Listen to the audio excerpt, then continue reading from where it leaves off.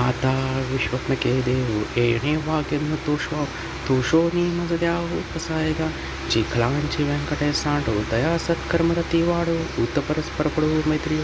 दुरितांचे तिमिर जावो विश्वस्वधर्म सूर्य पाव जो जेवांची तो ते लाहो प्राणी जात वर्षात सकळ मंगळ ईश्वर निष्ठेची मांदयाळे अनावृत भूमंडळी भेट दुखता चला कल्पतरुचे अरव चेतना चिंतामणीचे गाव पूर्तीचे अनर्व पियुषाचे चंद्रमा जय लांछन मार्तंड जय तपोहीन हे सर्वही सदा सज्जन सोयरे हेतु किंबहुनिया सर्व सुखी पूर्ण होण्या ते निलोकी बज्वादी पुष्य अखंडित आणि ग्रंथोपजी विजय विशेष लोकी ये दुष्ट विजय आवजी येथे म्हणे श्री विश्वेश्वराव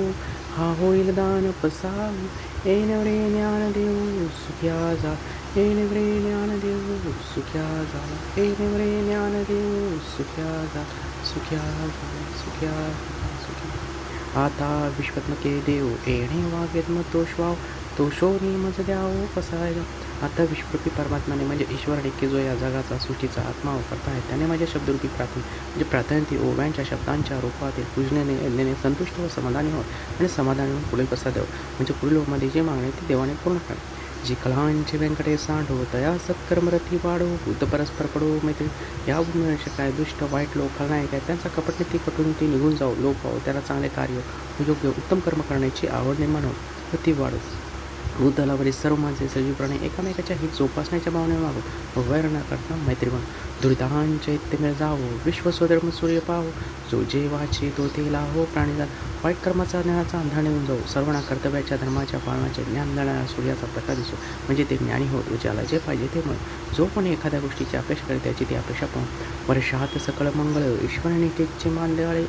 व्रत भूमंडळी भेटत कल्याणाचा मंगलाचा वर्षाव करणाऱ्या देवाच्या भक्ताचे म्हणजे सज्जन सभ्य चांगल्या निष्ठावान लोकांचे समुदाय म्हणजे असे लोक जास्त बहुसंख्येने सर्व प्राण्यांना तर मुक्त व अखंडितपणे भेटावे चला कल्पतरूचे अरव चेतना चिंतामणीचे गाव गुळतीचे अनर्व पियुषा चौथ्यामध्ये ईश्वराने सांगितले त्या सर्व प्रकारचे लोक म्हणजे कल्पवृक्षाचे चालते बोलते बगीचे आहेत अशी माणसे इतकी पवित्र वंदनीय पूजनीय आहेत की त्यांना ज्ञानेश्वराने हालचाल करण्या चालत्या बोलत्या पवित्र कल्पवृक्षाच्या उदाहरणात चूक मारले पुढे संत ज्ञानेश्वर म्हणतात की ही माणसे ऊर्जायुक्त शक्तिशाली सचेतनाच्या सर्वोत्तम चिंतामणीचे गाव आहे चिंतामणी माणसाची चिंता दूर होतो त्याप्रमाणे हे संत समुदाय माणसाच्या सर्व संसार चिंता दूर करतात ते अमृताचे बोलणारे सागर चंद्रमा जय लांछन मार्तंड जय तपोहीन हे सर्वही सदा सज्जन सूर्य वरवर्णन केली माणसे डाग नसल्या चंद्रासारखी अप्रतिम आहेत म्हणजे ते इतकी चांगले आहेत की ते सूर्यप्रमाणे उजेड देतात पण चटके देत नाही आपल्याला काहीतरी देतात पण त्याचा मोबदला घेत नाही असे सर्व सज्जन आपल्या जवळची माणसे हवे आपले संबंध द्यावे आपले सुखी व्हावे अशी इच्छा संत ज्ञानेश्वराने देवाकडे होते किंबहुनिया सर्व सुखी पूर्ण होऊनिया तीन लोकी बजू आदी कृषी अकडित वरील मागणीयुक्त प्रार्थना करण्याला ज्ञानेश्वराचा स्वर्ग मृत्यू पाताळ या तिन्ही लोकातील सर्व मंडळी सजीव प्राणी संपूर्ण सुखी होत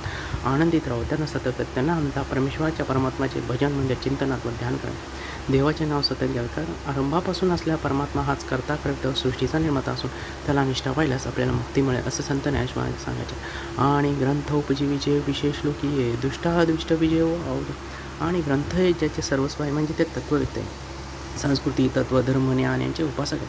ज्यासमोर विषयविकार उभे राहिल्यास त्याने विषयविकारावर विजय मिळाला विषयविकार म्हणजे मनात उत्पन्न 8 वाईट विकृती काम क्रोध लोभ मद मत्सर दंभ संशय चिंता हे 8 विकार आहेत प्रत्येक माणसासाठी 8 विकार खूप महत्त्वाचे आहे विशेष लोकी दुष्टादुष्ट विजय व्हावचे यात फक्त 6 शब्दांचा वापर करून ज्ञानेश्वरांनी अनमोल असा महत्त्वाचा भाग इतक्या सहजपणे मांडला आहे की त्यावरून संत ज्ञानेश्वरांच्या वाड्मयावर अप्रतिम असे भूतो न भविष्यते असे प्रवृत्ती दिसून येते ज्ञानेश्वरांच्या रूपाने प्रत्यक्ष ईश्वरच पृथ्वीवर आला होता असे यावरून काम म्हणजे वासना लैंगिक भावना क्रोध म्हणजे राग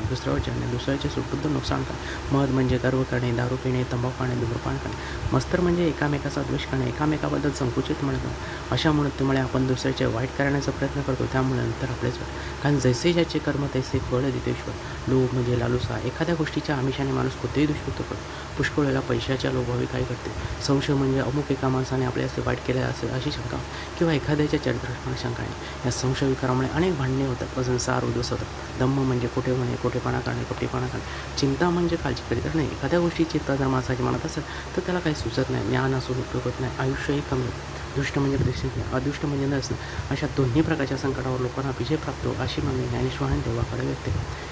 जय जय रघुवीर समर्थ श्रीराम समर्थ येथे म्हणे श्री विश्वेश्वराव हा होईल दान पसाव येणेवरे ज्ञान देऊ सुख्याचा येणेवरे ज्ञान देऊ सुख्याचा वरील मागणीतो प्रार्थना ज्ञानेश्वराचा हा शब्दरूपी यज्ञ मी केला आहे तो देवाने स्वीकारला व परमेश्वर प्रसन्न होईल असा आशीर्वाद या विश्वासा देव निवृत्तीनाथ यांनी ज्ञानेश्वराला दिला व तो मिळावा ज्ञानेश्वर सुखी म्हणजे तेव्हा ज्ञानेश्वरांचे समाधान झाले. येथे ज्ञानेश्वरांनी आपले गुरु थोरले बंधू निवृत्तीनाथ यांना देव म्हटले, विश्वाचा ईश्वर म्हटले. ही प्रसादावरून प्रार्थना लक्षात घेऊन म्हणावी व विश्वाच्या कल्याणाची इच्छा सर्वांनी त्यावेळी करावी. दिव्यरूपी शब्दरत्नांचा ठेवा ज्ञानेश्वर मागून ठेवला आहे त्याचा सर्वांनी विनियोग करावा. जय जय रघुवीर समर्थ.